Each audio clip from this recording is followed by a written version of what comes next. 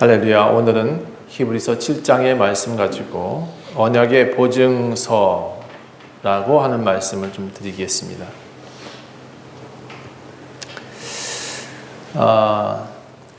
성경을 보통 사람들은 단편적으로 읽고 주제를 읽고 한 절 읽고 그 다음에 여러 가지 설교의 내용을 가지고 얘기를 하시는 것 같아요.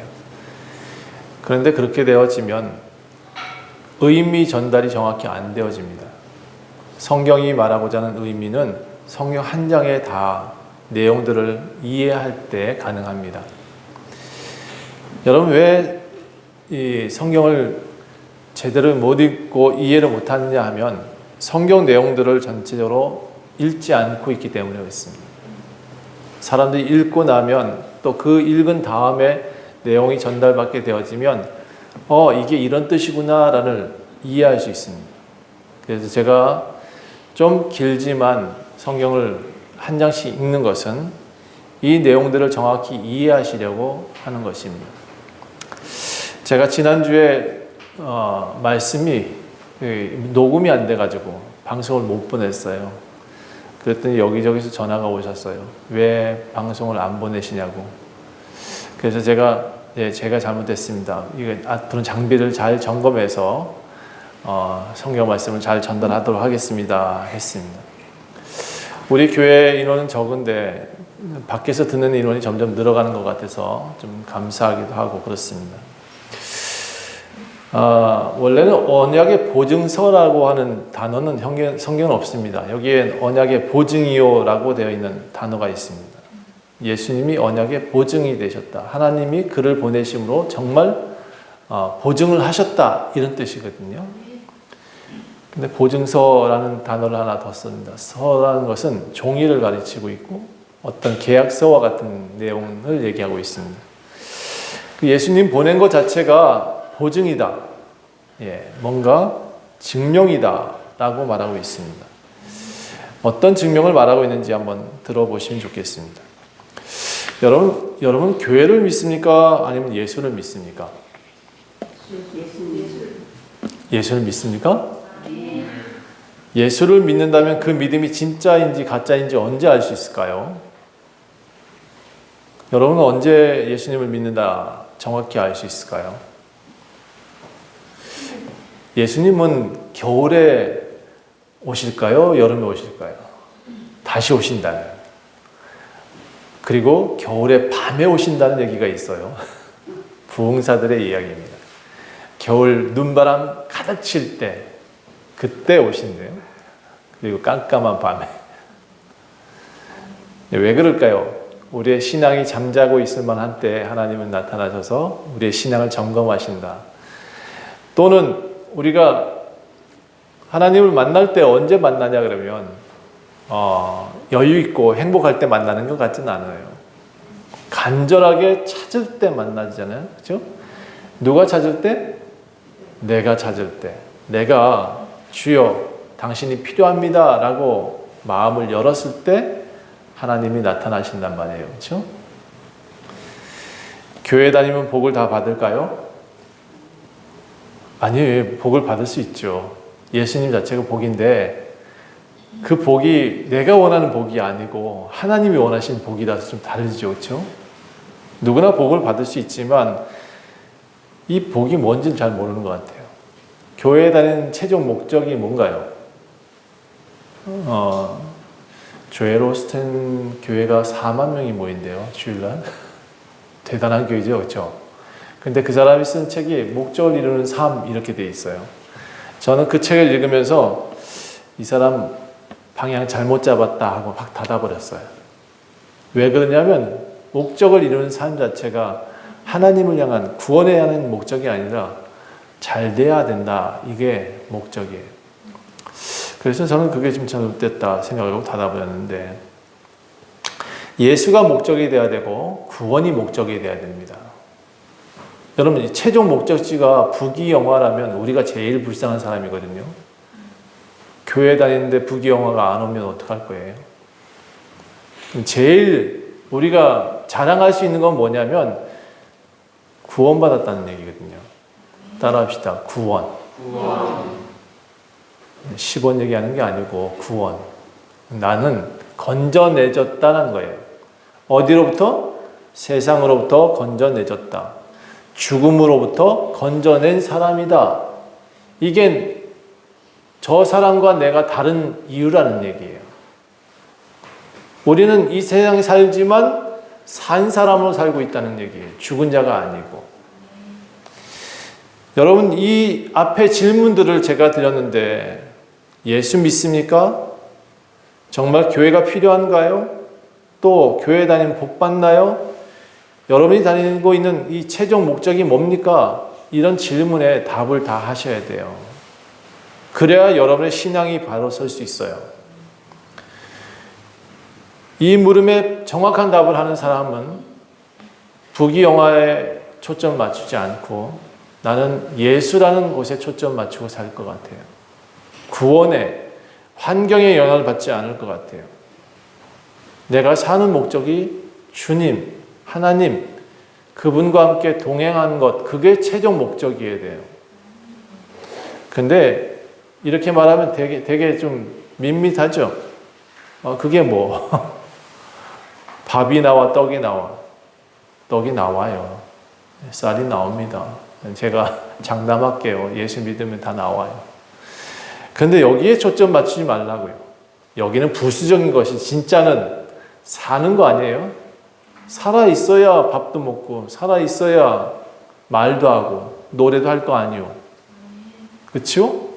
거기에 목적 두고 살아야지 엉뚱한 데 목적을 두고 살면 안 된다. 그 엉뚱한 데 목적을 두고 살면 자꾸 실패할 수밖에 없어요. 12명의 제자가 있었습니다. 예수님이 불렀어요. 12명. 어떤 사람은 앉아있다가 불림받고 어떤 사람은 고기 잡다가 불림받았어요. 그런데 이 12명의 행적이 성경에 다 기록되어 있느냐? 아니에요. 12명의 제자라고 불렀고 사도라고 불렀지만 12제자 중에 베드로, 야고보, 요한, 세리, 마태, 빌립 그 외에는 성경에 등장하지 않아요. 어떻게 살았고 어떻게 뭘 했고가 나타나지 않습니다. 구전으로는 이 사람들이 다 순교해서 각 나라마다 가가지고 순교를 했다. 그렇게 나와요. 그런데 성경에 기록되어 있는 사람은 베드로, 마태, 요한 그 외에는 없습니다. 예수님의 젖동생인 유다나 야고보가 각기 야고보서, 유다서를 기록했다고 해요. 그런데 12제자 아니에요. 그러니까 여러분, 예수의 제자들이라도 다 기록되는 게 아니었어요. 어떤 사람이 기록됐느냐? 아마 예수님에게 합당한 일을 한 사람들이 기록됐겠죠. 그렇죠? 그럼 나는 구원받는 사람들이 다 천국 가느냐? 그 질문에 정확한 답을 난 12제자라고 한테 얘기를 할 것 같아요. 주여 주여 하는 자마다 다 천국 가는 게 아니에요. 예수 믿는 신앙 중에 어떤 사람이 들어가느냐? 예수를 믿는다 한 사람이 들어가요.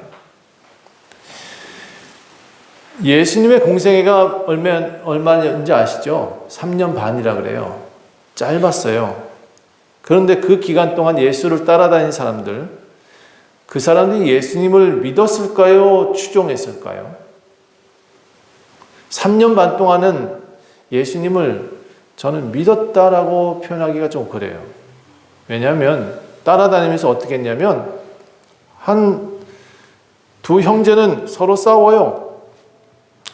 어머니가 다가와가지고 이 형제들은 당신이 이스라엘의 왕이 되거든 하나는 우편에 앉혀주시고 하나는 좌편에 앉혀주십시오 라고 청탁을 해요. 그럴 정도로 서로 내가 먼저야, 내가 우두머리가 될 거야, 이런 식으로 또 누가 먼저냐 서로 싸워요. 이게 예수님 공생애 기간의 제자들의 모습이었어요. 그러다 어떻게 하다가 너희는 내가 누구냐라고 믿느냐라고 물으시니까 베드로가 갑자기 주는 그리스도시요 살아계신 하나님의 아들이십니다 라고 말을 해요. 이 사람이 갑자기 제정신이 들었나? 아니에요. 예수님이 뭐라고 그 다음에 표현하고 있냐면 네가 네 정신으로 네 말을 한 게 아니다 라고 말해요. 하늘에 계시는 아버지께서 너한테 가르쳐 주셨구나 라고 표현을 해요. 네가 잠깐 제정신 아닌 성령에 취해서 하늘의 말을 했구나라고 말하는 거예요. 그러니까 사실은 여러분 따라합시다. 주는 그리스도시요 살아계신 하나님의 아들입니다. 그렇게 말하는 게 단순히 말할 수 있는 게 아니래요. 하나님이 가르쳐 주신 성령에 충만한 사람이 갑자기 나오는 말이에요. 진짜 여러분 하나님 믿는 사람이 하는 얘기라고.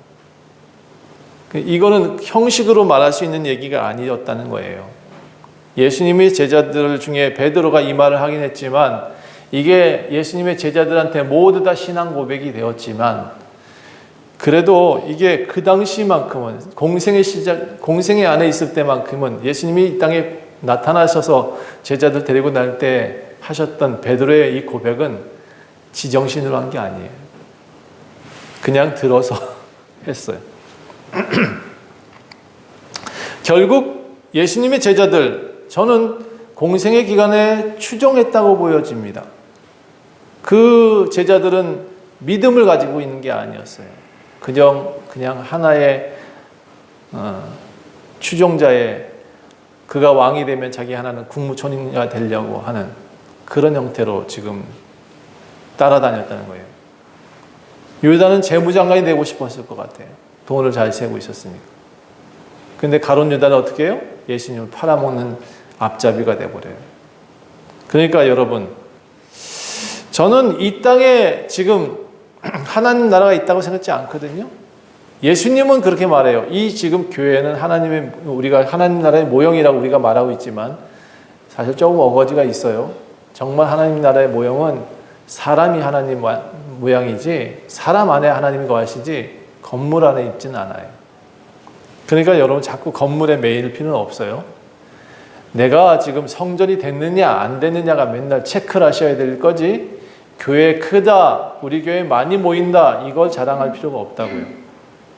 제가 큰 교회 가서 아마 장로님들을 쭉 세워놓고 물어볼 것 같아요.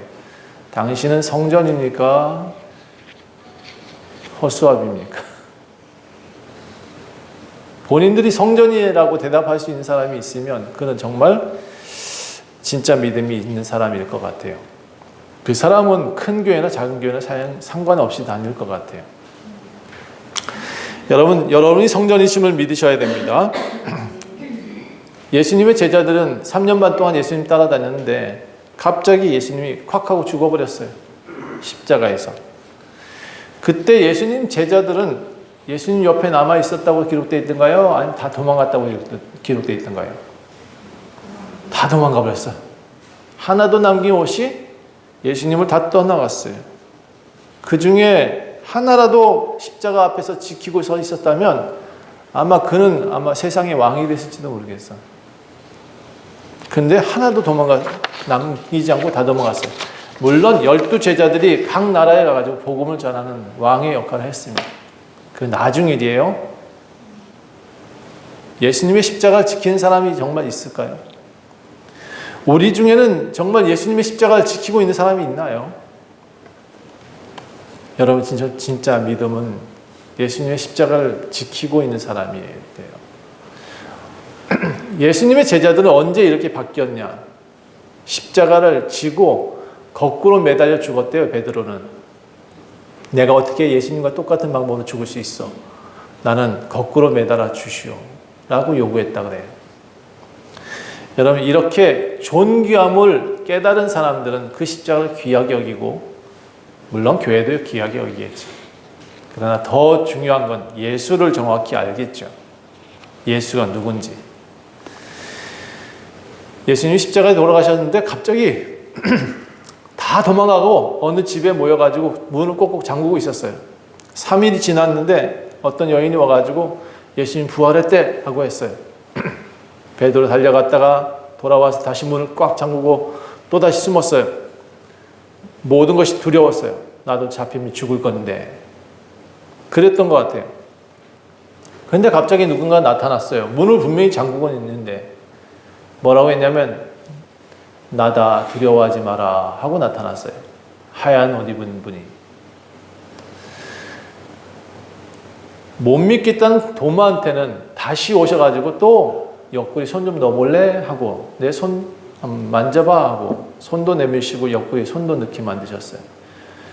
여러분, 예수님을 믿었던 제자들은 공생의 기간 동안에 이 예수님 부활하고 며칠 전에도 안 믿었다니까요. 못 믿어요. 예수님이 살아났다는 걸. 지금도 여러분 하나님이 역사하고 계신 걸 믿어야 되는데 우리 잘 못 믿는 것 같아요. 오셔가지고 옆구리에 손 좀 넣어봐야 그나마 좀 믿음이 생길까. 저도 그런 믿음을 갖고 있는지도 모르겠어요. 하도 안 믿어요. 그래서 그런 다음에도 베드로, 요한 이 제자들이 어떻게 했는지 아세요? 그 다음에 예수님 만나고 바로 뛰쳐나가서 전 세계 또 뛰쳐나간 게 아니에요. 베드로, 요한 제자들이 다 함께 모여가지고 야, 그래도 말이야 하면서 호숫가 가지고 고기나 잡자 우리. 그랬어요. 고기 잡으러 갔어요. 근데 예수님은 그들한테 또 찾아와요. 또 찾아와서 고기 잡던 베드로한테 얘들아 고기 잡히니? 라고 물어봐요. 여러분, 인생에서 계속 고기가 안 잡히고 낚이지 않아요. 이유가 있다니까요. 여러분의 믿음이 지금 나 고기 잡으러 갈래. 이 믿음이에요. 그러면 계속 어려움이 생길 것 같아요. 진짜 믿음은 본인이 어디에 예수가 계신지를 정확히 아는 사람은 환경의 영향을 잘 안 받죠. 꿋꿋하죠. 꼿꼿해요. 그는 예수 외에는 다른 걸 찾지 않으니까. 예수님이 제자들은 그 예수님 다가오셔서 물고기 같이 먹었어요. 아니 그 전에 얘들아 고기 잡히니? 안 잡혀요. 그래? 그럼 네 배 오른쪽에 던져봐라. 그리고 배 오른쪽에 낚시 포인트도 가르쳐 주셨어요. 저기다 던져. 예수님의 방법대로 던지니까 물고기가 153마리, 아니 다른 성경에는 그물이 찢어질 때까지 고기가 올라왔대요. 그거를 보고 베드로가 그 순간 뛰어들어요. 배에 고기 다 때려치고 예수께 달려와요. 여러분 그게 신앙이에요. 예수께 달려와야 되거든요. 그런 다음에 뭔가 역사가 일어나겠죠. 예. 그 다음에 베드로는 고기 잡으러 다시 안 가요. 자기 옷, 자기 띠 스스로 못 메요. 내가 메고 가라는 대로, 내가 끌고 가라는 대로 끌고 갈 거야. 그 전에 베드로한테 뭐라 그랬는지 아세요? 너 나 사랑하니? 너 정말 나 사랑하니? 너 다른 사람보다 정말 나 더 사랑하니? 확인하세요. 여러분 이 믿음이 확인되어지면 여러분도 아마 모르겠어요. 나도 선교사로 갈래 하고 다 때려치고 갈지도 모르겠어요. 그런데 여러분 저는 여러분의 삶 자체가 선교라고 생각하거든요. 여러분 지금 있는 그 자리가 선교사라고 생각하는데 여러분은 가끔 그렇게 은혜 받고 뭔가 나 하나님 만났어. 내가 사랑하냐고 물어보셨어. 그리고는 다 목회자가 되려고 그래. 전 그건 맞지 않다고 생각해요. 여러분이 지금 선교사입니다. 따라합시다. 나는 선교사입니다. 교회를 세우는 선교사이고 전도하는 선교사이고 내가 지금 사업장에서 복음을 전하는 선교사이고 내가 내 가족들에게 본이 되는 선교사예요. 이런 소소한 선교사가 진짜 선교사예요. 나가서 어느 나라 가가지고 복음을 전한다고 그게 선교가 아니라고 저는 그렇게 생각해요. 저는 여러분한테 오늘 이렇게 간절한 심정으로 묻습니다. 너는 나를 사랑하느냐? 예수가 그렇게 묻습니다. 정말 나를 믿느냐? 교회 건물 믿니? 너는 정말 이적과 기적을 믿니? 우상이 필요하니? 잘 되는 것만 원하는 거니? 라고 묻습니다. 정말 내가 필요하냐? 예수가 정말 필요하냐? 인생에 정말 너의 구정물 속에 들어가 있는 그 인생을 건져낼 구원이 필요한 거냐? 아니면 그냥 나를 잘 되게 해주는 우상이 필요하느냐? 오늘 본문은요. 우리 죄를 대속하는 대제사장은 예수밖에 없다라는 것을 강조하고 있어요. 앞에 뭐 멜기세덱 나오고 이렇게 전환 나오는데 앞에 이 내용들은 다 예수를 증거하기 위한 부언이에요. 너무 거기에 매여가지고 멜기세덱이 어떻고 어쩌고 하는 그런 설교가 옳지 않다는 얘기를 하고 싶은 거예요. 히브리서가 쓰여진 이유는 뭐냐면 유대인들이 예수님을 알았어요. 예수님을 믿었어요. 믿는다 했어요. 그런데 진짜 믿는 게 아니야. 그냥 여전히 전통을 따르고 있고 여전히 풍습을 따르고 있고 여전히 교회당을 너무 우상 숭배하고 있는 거예요. 성전, 그때는 성전이에요. 그 당시에 교회당을 성전이라고 불렀으니까. 근데 예수가 우리를 구원하는 건지 건물이 구원하는 건지 헷갈리는 사람들이 너무 많았다고요. 끊임없이 예수를 제사장이라고 인정하지 않았다는 거예요. 그래서 이 히브리서가 쓰여져 있어요. 7장에 예수만이 당신의 모든 삶을 변화시킬 수 있다. 당신 민족을 구원할 수 있다. 이 얘기가 지금 7장의 내용이거든요. 여러분, 학교가 필요한 이유가 뭘까요? 학교 필요하죠, 여러분.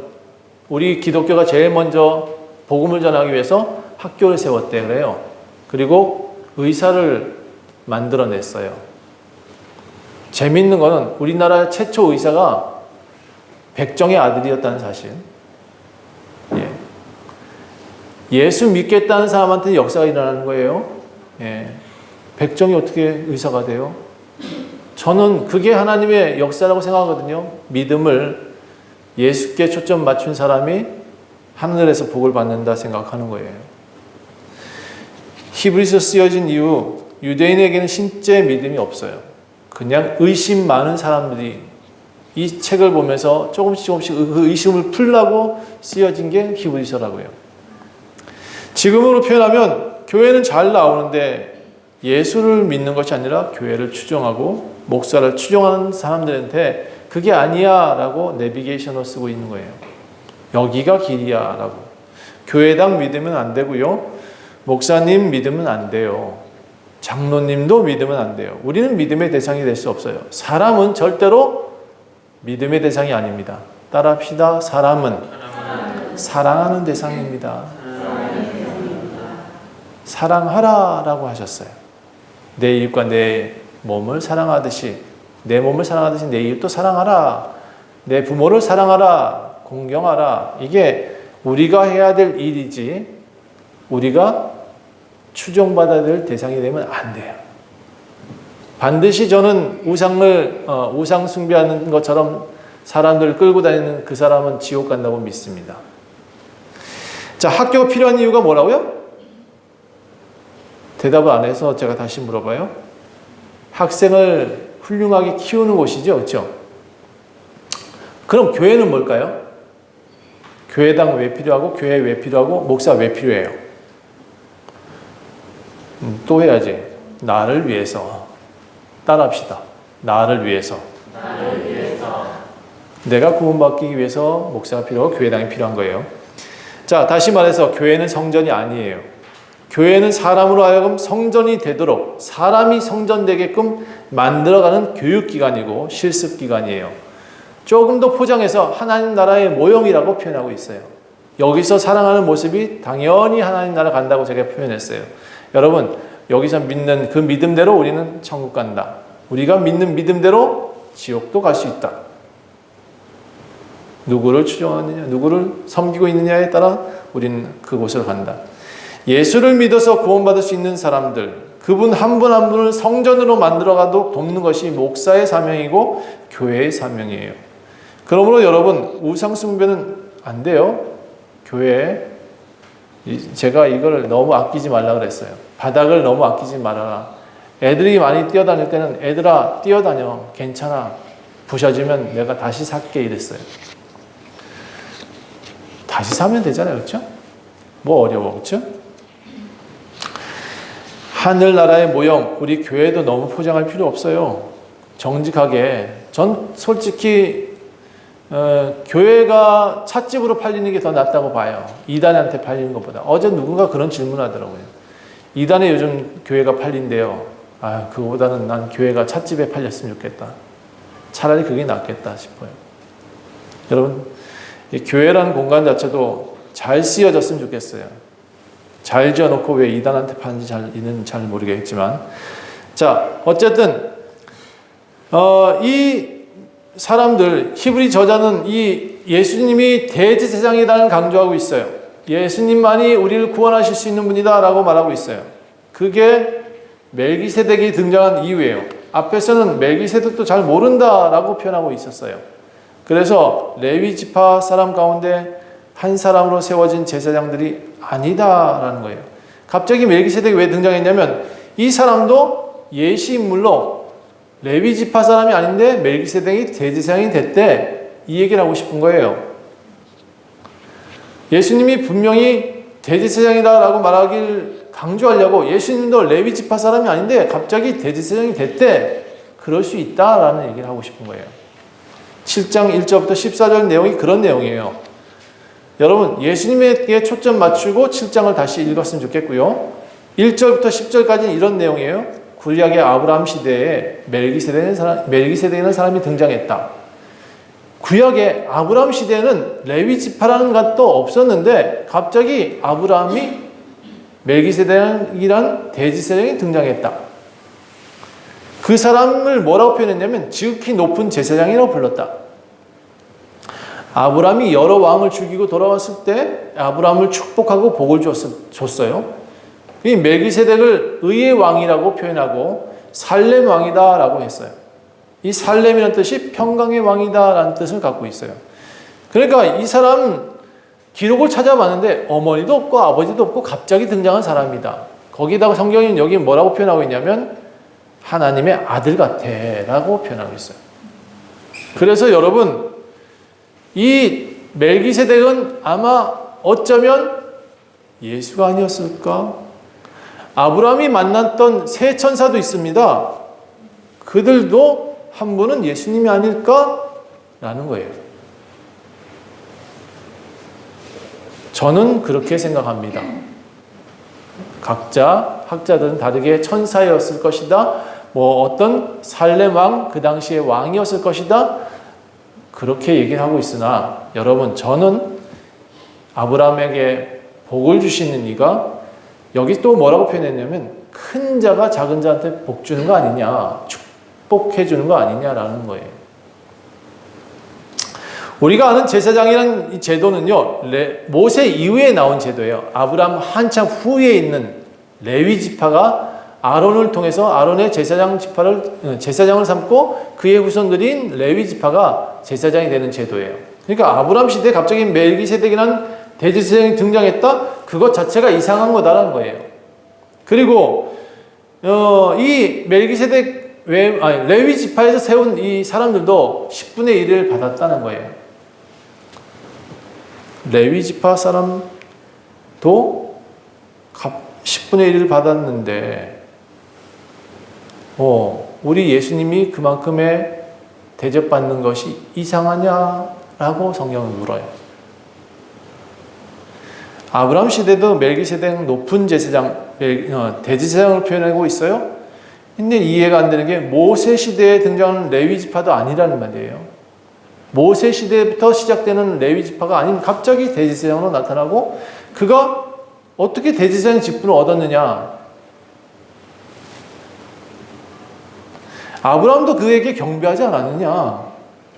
자, 멜기세덱은 하나님이 세운 제사장이 아니었겠느냐, 이런 얘기를 하고 있는 거예요. 자, 저는 예수님이다라는 생각에 마음이 많이 가요. 그가 예수님이었을 것이다. 또 하나 예시를 들고 있는 것이 불완전한 레위 제사장들의 이야기를 하고 있어요. 모세 이후에 세워진 레위 제사장들은 불완전한 제사장이다 라고 소개해요. 이런 제사장들도 죄를 속하는 일을 했다. 제사장이 죄물 갖고 온 사람들 죄를 속했거든요. 그런데 사실 이 사람도 스스로 죄인이다 보니까 여러분, 죄를 사한다라는 것은 죄가 없는 사람이 너 없다라고 말을 해줘야 되거든요. 그래서 레위 지파의 제사장들은 제사 드리는 사람들이 오기 전에 자기를 죄를 속죄하는 속죄제를 먼저 드렸어요. 그리고 죄가 없는 상태에서 죄인들을 받아들이고 그 제물들에게 안수하게 하고 이름 불러서 죄가 없다라고 선언하기도 했어요. 근데 얼마나 불안해요? 이 사람이 죄 안 진지 어떻게 알아? 속죄제를 지어도 역시 불완전한 죄인이라는 거죠. 여러분, 목사님들은 다 깨끗할까요? 난 사자 들어간 사람이 제일 나라를 망치는 것 같아. 우리나라 검사, 판사 이런 사람들이 잘나서 그렇게 됐는지 모르겠는데 하나밖에 모르잖아. 외골수. 그러다 보니까 모든 것을 자기 잣대로 판단하잖아요. 그렇죠? 김동욱 목사는 그래도 좀 외부의 일들을 많이 하다 보니까요. 포괄적인 이런 눈을 갖고 있어서 그런지 조금은 정죄하는 것이 없죠. 아닌가요? 여러분, 저는 그렇게 생각해요. 목사가 정죄하면 참 나쁜 사람인 것 같아요. 지도 죄가 있으면서. 그쵸? 자기도 자기 스스로 감당 못할 죄가 있으면서 남을 정죄한다? 이게 말이 안 되는 얘기거든요. 자, 어쨌든 이 불완전한 제사장들도 11조 받고 그렇게 제사 직분을 행했거늘 그럼 예수는 더 완전한 존재가 아니겠느냐 이런 얘기를 하고 있는 거예요. 더군다나 율법을 따라서 제사장이 됐단 말이에요. 그래서 성경은 뭐라고 표현하냐면 여기에 율법은 연약하고 무르다라고 말했어요. 율법은 그래서 없어졌다라고 말하고 있어요. 율법은 아무도 온전하게 하지 못한다. 여러분, 교회 형식이요. 제가 자꾸 형식을 자꾸 파하는 이유가 뭐냐면 형식이 앞서면 자유가 막혀요. 자유가 먼저 되어지면 또 형식이 흐려져요. 그래서 이게 서로 보완이 돼야 돼요. 우리 장로님은 계속 형식을 얘기하셔요. 필요하대요. 필요해요. 근데 목사는 그 형식을 목사가 세우면 안 돼요. 이 틀은 우리 교회 성도들이 이렇게 합시다 저렇게 합시다 틀을 세워줘야지 목사가 계속 그걸 틀을 만들고 있으면요. 어떤 상태가 되냐면 다 목줄 끌고 날 따라와 이런 상태가 되는 거예요. 그러니까 여러분이 형식을 만드세요. 여러분이 조직 만드셨죠? 잘 하시는 거예요. 목사한테는 너무 강조하지 말아요. 목사도 그 줄에 매기 싫어. 근데 어떻게 목사 빼놓고 다 매라 그러는지 모르겠어요. 여러분, 그러니까 우리는 보완합시다. 서로가 서로를 보완하는 존재로 남았으면 좋겠습니다. 이제 그래서 성경은 뭐라고 표현하고 있냐면 너희들한테는 더 좋은 소망이 생겼다라고 표현하고 있습니다. 어디 있죠? 갑자기 성경을 못 찾겠네. 너희한테는 더 좋은 소망이 생겼어. 그게 예수야. 이렇게 말하고 있어요. 율법보다 더 좋은 소망? 예수가 생겼어. 그 예수는 또 어떻게 생겼느냐? 하나님께서 보증하셨다라고까지 얘기를 해요. 이 하나님께 가까이 갈 수 있는 방법이야 라고 성경은 19절에서 말하고 있어요. 예수 믿어야 간다. 이 소망 가진 자들은 예수님이 대제사장이 돼서 우리를 하나님께 가까이 인도할 것이다. 여러분, 사람이 세운 제사장은 그렇게 못한다라는 또 뜻을 갖고 있어요. 예수가 좋은 소망이다. 한번 해볼까요? 우리도 예수가 우리에게 가장 큰 소망이다. 예. 그래, 이 예수가 목적이 돼야 돼요. 예수께 가는 삶, 예수와 함께 동행하는 삶, 예수의 음성을 듣고자 하는 삶. 이게 목적이 되시면 좋겠어요. 예수님이 십자가에 달 때 한 강도가 부탁을 해요. 당신 나라 임하실 때 나도 기억해 주세요 하고. 이 사람 땡 잡았어요. 평생 죄 짓다가 그날 단 한순간 말로 먹고 살았던 사람이야. 말로 천국 간 사람. 여러분 죽을 때 여러분도 마찬가지예요.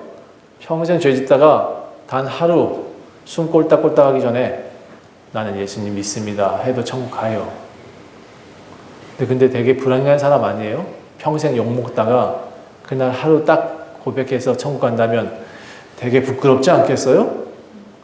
그래서 교회를 세웠고, 그래서 여러분한테 직분 주고, 그래서 교회 신앙생활 하라고 하는 거예요. 여기서 예수처럼 닮아가는 삶을 살게 만들어 주신 거예요. 그래도 교회는 천국 가지만, 여러분, 여기서 저는 한 가지를 발견했어요. 당신의 나라에 임하실 때라고 표현하는 이 단어. 이 당신의 나라가 어딜까요? 다시. 맞아요, 그거. 그렇죠, 하나님 나라. 그러면 이 땅은 유한적 삶이고 당신의 나라는 영원한 삶이라고 표현했으니까 분명히 나라가 있다는 얘기잖아요, 그렇죠? 나라가 있다는 얘기예요. 우리는 이 존재, 이 공간, 우리가 알고 있는 그 시간적 공간이랑 물리적 공간은 아니지만 이곳이 분명히 존재한다는 것을 믿어야 돼요. 우리는 그래야 그 목적을 따라갈 수 있어요. 우리 죽으면 어디 가요? 천국 가요. 이 믿음이 없으면 교회 신앙생활하기 되게 힘들어요. 왜 나와야 되죠? 왜 교회에 나와요? 이 목적이 없으면 우리는 분명히 교회 다니기 쉽지 않을 거예요. 나한테 여유롭게 하지 않으면 하나님하고 싸워야 되거든요. 그런 존재로서는 우리가 신앙생활 할 수 없어요. 우린 죽어도 천국 간다. 이게 믿음이 있어야지. 평생 죄를 지었던 강도가요, 그날 하나님 나라 가고 싶습니다 라고 말했다고 하니까요. 얼마나 지혜로운 말인지 모르겠다는 거예요, 저는. 다시 본문으로 돌아가면 20절 볼까요? 또 예수께서 제사장이 되신 것은 맹세가 없이 된 것이 아니다. 레위 지파 제사장들은 맹세 없이 되었지만, 아무나 어중이 떠중이 다 되었었지만 예수님은 하나님이 보증하시고 맹세까지 하시는 분이다. 그래서 이분을 통해서만이 우리는 구원받는다. 이 얘기를 하고 싶어요. 예수는 더 좋은 보증수표다. 우리한테 보증수표를 줬어요. 아주 영원한, 그리고 효력이 강한, 그리고 절대로 이 예수라는 표 한 장만 들고 있으면 우리는 천국 갈 수 있다. 여러분한테 10억이라는 수표가 딱 손에 들렸다. 그런데 제가 10억이라고 써서 줬어. 효력 있어요? 그런데 한국은행이 만들어진 10억짜리 수표예요. 이건 효력이 있나요? 왜 효력이 있죠? 한국은행이 보증했잖아요. 그렇죠? 한국은행이 보증하면 10억짜리는 돈이 되고, 제가 보증하면 뭐죠? 종이, 쓰레기. 그렇죠? 근데 제가 좀 보증할게요. 여러분이 다 구원받을 수 있습니다. 이거는 말로 해먹는 게 아니고 성경이 보증하고 있기 때문에 제가 하는 얘기고, 제가 아무리 10억이라고 써도 보증수표가 될 수 없듯이 분명하고 공신력 있는 누군가가 보증해야 그 돈이 효력을 발휘해야 한듯이 예수님은 지금 누가 보증하고 있느냐? 하나님이 보증하고 있다라고 하는 거예요. 성경이 지금 그 얘기하고 싶은 거예요. 그를 믿으면 누구나 구원받게 된다는 것, 이건 확실한 보증입니다. 이 보증수표는 절대로 사라지지 않아요. 한도가 언제? 무한대. 자, 다시 얘기하죠. 저기 이만희가 너 구원받는데 라고 종이 쪽지 한 장 줬어. 효력 있어요? 없어요. 예. 이 얘기만 캡처해서 제가 신천지한테 다 돌릴까봐. 효력이 언제 나타났냐? 하나님이 보증하셔야 돼요. 한국은행이 보증해야 10억이 돈이 되듯이 하나님이 보증한 예수 그리스도만이 우리의 보증수표예요. 24절 봅시다. 예수는 영원히 계심으로 그 제사장 직분도 갈리지 않는다. 갈리다, 이게 갈아엎는다 이런 게 아니에요. 바뀌지 않는다는 뜻이에요. 바뀌지 않는다. 예수님은 죽지 않아요. 영원히 계셔요. 그러니까 우리의 제사장 직분, 우리의 죄를 영원히 대속하실 수 있는 분이다라는 얘기예요. 대제사장 왜 필요하다고요? 우리 죄를 깨끗하게 속죄해 주시는 분이기 때문에 필요하다. 그 대제사장은 우리한테 반드시 필요한데 그분이 예수다라는 거예요. 그러니까 엉뚱한 데 가가지고 비나이다 하는 것은 진짜 무식한 짓이다라는 얘기예요. 인간 중에 세워진 제사장을 믿는 것도 참 어려운 일이다. 왜? 그도 죄인인데 그도 먼저 자기 죄를 속죄하고 죄를 속죄하는 일을 하고 있는데, 그러니까 참 부족한 사람들한테 보증받지 못한 사람들한테 죄를 속죄한다는 것은 참 어리석은 일이다. 우리가 정말 보증받을 수 있는 분은 예수밖에 없다는 얘기를 하고 있는 거예요. 그래서 예수님이 대제사장이십니다. 이걸 기억하셔야 돼요. 거룩하고 악이 없고 더러움이 없고 죄인에게서 떠나 계시고 하늘보다 높으신 분이 대제사장 예수이다. 그로 인해서 우리는 영원히 구원받을 수 있다. 오늘 본문의 요점은 8장 1절과 2절에 있습니다. 7장의 결론이 8장 1절과 2절에 있습니다. 함께 읽겠습니다. 시작. 지금 우리가 하는 말의 요점은 이러한 대제사장이 우리에게 있다는 것이다. 그는 하늘에서 지극히 크신 이의 보좌 우편에 앉으셨으니 성소와 참 장막에서 섬기신 이시라. 이 장막은 주께서 세운 것이요 사람이 세운 것이 아닙니다. 여러분, 예수만이 우리의 참 대제사장이십니다.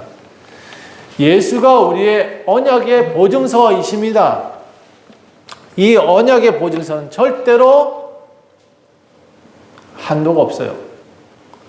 평생 우리 예수님은 우리가 믿어야 될 대상이기도 하고 대제사장이기도 하고 우리 죄를 속죄해 줄 수 있는 유일한 분이시기도 하고 그분의 이름만이 영원하다. 다른 이에서 구하지 말고 오직 예수만 구해야 된다. 여러분, 율법도 부족하고 아주 무익하다. 결국은 예수밖에 없답니다. 예수, 교회 나오는 이유도 뭐다? 예수 알게 해주는 목사가 제일 좋은 교회 목사예요. 예수 말고 다른 거 맨날 축복 기도해주고 맨날 안수해주고 그런 목사님이 좋은 목사님이 아니라 예수 알게 해주는 목사님이 제일 좋은 목사님이에요. 예수가 누구라고요? 대제사장입니다. 예수가 누구라고요? 나의 죄를 용서해 주실 수 있는 분. 이분만 믿어야 구원을 받을 수 있어요. 목사 믿지 말고. 목사는 대제사장 아니에요? 네.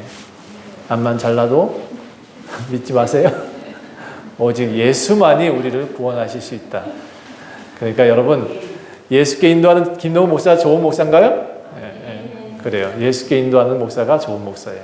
기도하겠습니다. 하나님, 원주 좋은 교회 되기를 원합니다. 예수를 소개하고 예수님이 대제사장이고 예수만이 우리를 구원하신다 소개하고 있습니다. 주님, 이렇게 좋은 교회에도 하나님의 은혜가 필요합니다. 하나님의 능력이 필요합니다. 예수만이 우리를 또 부흥케 하실 수 있습니다. 하나님, 우리가 영적인 부흥이 일어나게 도와주시옵소서. 하나님, 각 사람마다 하나님 영적 부흥이 일어나서 스스로 강하고 스스로 은혜가 넘치고 스스로 믿음이 넘치게 하여 주시옵소서. 하나님, 그리하여 이 교회가 차게 하시옵소서. 사람 수가 아니라 은혜가 차게 하옵소서. 하나님의 능력이 차게 하옵소서. 하나님을 향해 나아가는 모든 이들을 축복하시고 그들의 삶을 인도하여 주시옵소서. 우린 예수만 섬기겠습니다. 우리 원주 좋은교회 성도들을 붙들어 주시옵소서. 감사드리며 예수 그리스도의 이름으로 간절히 기도합니다. 아멘.